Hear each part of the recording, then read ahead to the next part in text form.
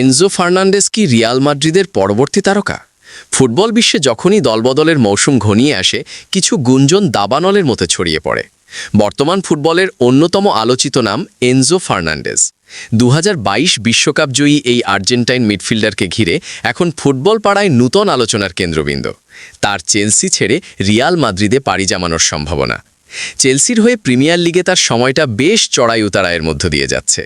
একদিকে ক্লাবের অস্থিরতা, অন্যদিকে এনজোর ব্যক্তিগত প্রতিভা। সব মিলিয়ে প্রশ্ন উঠছে, স্ট্যামফোর্ড ব্রিজে কি এনজোর সময় ফুরিয়ে আসছে? আর ঠিক সেই সুযোগটিই কি নিতে চাচ্ছে ইউরোপের রাজা রিয়াল মাদ্রিদ? রিয়াল মাদ্রিদ এমন একটি ক্লাব যারা সবসময় ভবিষ্যতের কথা চিন্তা করে দল গঠন করে। টনি ক্রুজ পরবর্তী যুগে মাদ্রিদ এমন একজনকে খুঁজছে যার খেলার ধরন হবে নিয়ন্ত্রিত এবং সৃজনশীল।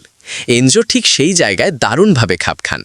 এনজো লং পাস এবং মাঝমাঠ থেকে খেলা নিয়ন্ত্রণের ক্ষমতা তাকে বর্তমান সময়ের অন্যতম সেরা ডিপ লাইং প্লেমেকার হিসেবে প্রতিষ্ঠিত করেছে। মাত্র 25 বছর বয়সে তিনি যে অভিজ্ঞতার স্বাক্ষর রেখেছেন তা রিয়াল মাদ্রিদের নূতন প্রজন্মের মিডফিল্ড ভালভার্দে, চুয়ামেনি, কামাভিন্ডা এর সাথে এক দারুণ ভারসাম্য তৈরি করবে। 2023 সালে চেলসি যখন এনজোকে বেনফিকা থেকে 121 মিলিয়ন ইউরোতে কিনেছিল, তখন সেটি ছিল ব্রিটিশ রেকর্ড। বর্তমানে তার মার্কেট ভ্যালু প্রায় 90 মিলিয়ন ইউরো বলা হলেও চেলসি তাকে সহজে ছাড়তে চাইবে না। গুঞ্জন শোনা যাচ্ছে, রিয়াল মাদ্রিদকে তাকে পেতে হলে অন্তত 120 মিলিয়ন ইউরো খরচ করতে হতে পারে। প্রশ্ন হলো, চেলসি কি তাদের প্রজেক্টের প্রধান স্তম্ভকে ছেড়ে দেবে? তবে আর্থিক সঙ্গতি, PSR এর কথা চিন্তা করলে এবং বড় কোনো অফার পেলে চেলসির বোর্ডের সিদ্ধান্ত বদলে যেতেও পারে। মাদ্রিদের ড্রেসিং রুমে এনজো ফার্নান্ডেজের অন্তর্ভুক্তি কেবল একটি নাম নয়, বরং একটি বড় ট্যাকটিক্যাল পরিবর্তন হতে পারে। রিয়াল মাদ্রিদ বর্তমানে কিছুটা ফিজিক্যাল মিডফিল্ডের ওপর নির্ভর করছে।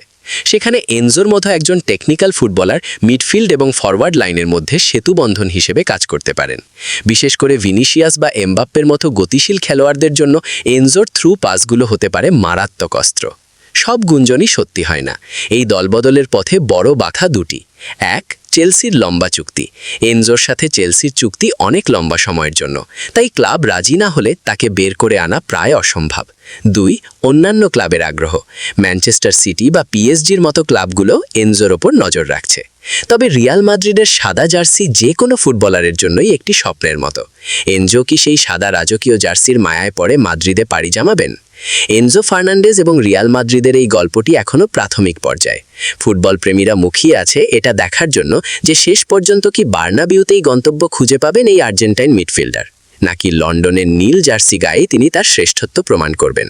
সময় হয়তো আমাদের সব উত্তর দিয়ে দেবে।